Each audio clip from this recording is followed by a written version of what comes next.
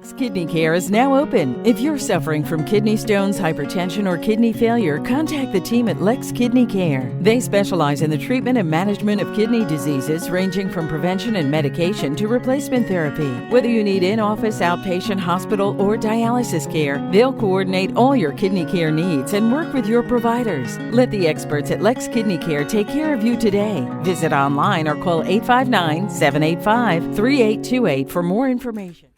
Then we have how do we diagnose this? When we started from the background, what was the definition of polyuria? We said polyuria if you make 40 ml per kg per day. But take note that you have to rule out other urinary frequencies like UTI and other things that are causing the patient to urinate so frequently. So you have to rule out all that before. Now, if you make a diagnosis of polyuria without ruling out other underlying causes, then it might not be polyuria per se. Polyuria, you're actually making that volume of urine. After you've determined that the patient have polyuria, now you want to decide, is this polyuria? Is it just water diuresis or solid diuresis, or is it both? Now, what are the things that you look at to determine if it is only water diuresis or it's a combination of the two?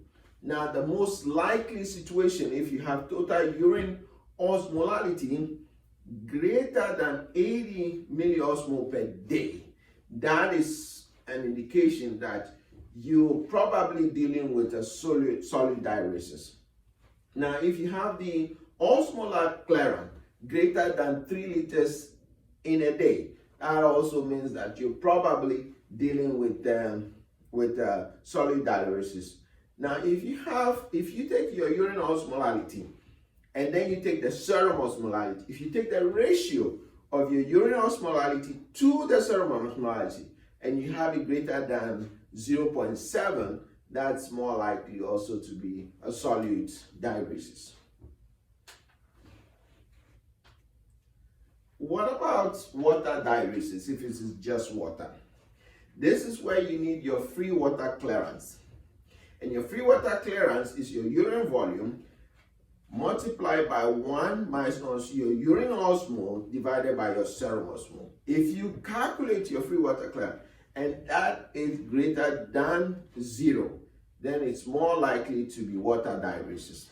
In the same vein, if you take the ratio of your urine osmolarity by the serum osmolarity and you get way less than 0.7, that is also an indication that it might be water diuresis. Now take note that you could have a combination of the two. You could have solid diuresis in the presence of the water diuresis. And what are the things that you look at? If your total urine osmolarity within 24 hours, that is taking the 24-hour urine volume multiplied by your urine osmolarity, you get your total urine osmolarity. And if your total urine osmolarity is greater than 800, then it is likely that it's a combination of solid diuresis and water diuresis. Now, the other thing is if you have free water clearance, you calculate your free water clearance, you have a large free water clearance, that is your urine volume, multiply, again, the same formula, by 1 minus urine osmolarity divided by serum osmolarity. If you get your urine clearance and it's greater than 0, it's also likely to be a combination of the two. So how do you determine which one you're dealing with? You want to determine whether you're dealing with water diuresis or solid diuresis. And this is where you do your water deprivation test. Water deprivation test has two forms. You have phase 1 and phase 2. Phase 1, your main aim is trying to induce hyperosmolar state. Hyperosmolar state means that you want to make the serum concentration great. So how do you do that? If you don't have that ability to do that, you can also just give the patient hypertonic saline to create a hyperosmolar state. The second phase is after you have created your hyperosmolar space. Now you want to give desmopressin or DDAVP. If you give the AVP, then you determine the urine osmolarity and serum osmolarity after you've given the DDAVP, and that will help you determine what is causing your polyuria. Now you've noted that you've done your water deprivation test, and then you want to now interpret it. And now you have this water deprivation test. So now you have solid diuresis without high osmolar free water clearance. Or you have a low urine osmol and low serum osmolarity. That gives you a diagnosis of polyuria to start with. Then you have a situation where you have an adult whose test center is defective, and then you have serum osmolarity that is greater than 145, despite unlimited water access. And that's what I keep telling people all the time, that if you have a patient with hypernatremia and they have adequate source of water, no matter what you do, because of their ability to determine that they need water, they will drink so much that they will never know that they have any situation until a situation where either they are intubated or they're in the desert, they don't have access to water, and then you see their sodium rise. That is the only situation where you can have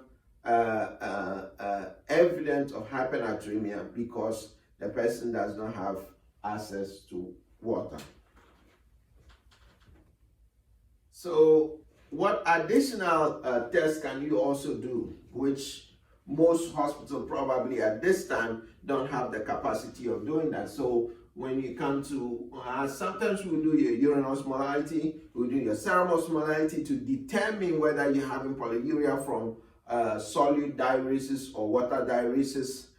But if you go to an advanced hospital where they are able to check your ADH, you can check. That makes the work really easy for you. You check your plasma ADH or your urine ADH. An increase in plasma ADH or urine ADH in response to a rise in serum osmolarity gives you an impression that it is not central diabetes insipidus. Now, if you have a situation where there's an increase in urine osmolarity as ADH secretion increases, that also gives you an indication that it is not nephrogenic diabetes insipidus.